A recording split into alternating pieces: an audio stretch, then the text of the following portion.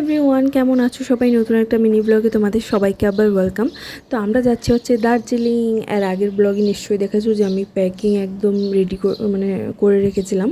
তো এই যে আমরা স্টেশনে এসেও পড়েছি সকাল সকাল। এখন বাজে হয়তো 7টা সাড়ে 7টার মতো, আমাদের 8টা 15 ট্রেন। তো আমরা ট্রেনে উঠেও পড়েছি। এই যে ট্রেন ছেড়েও দিল, অনেকক্ষণ স্টেশনে ফটো টটো তুললে এরপর আমরা এই যে স্টেশনে বসে ট্রেনে উঠেছি। সবাই মিলে যাচ্ছি, খুব ভালো লাগছে। ট্রেনে তো অনেকবারই চড়েছি, কিন্তু এরকম লম্বা জার্নি কোনো দিন করিনি। পুরো একটা দিন রাত গোটা থাকতে হবে ট্রেনে।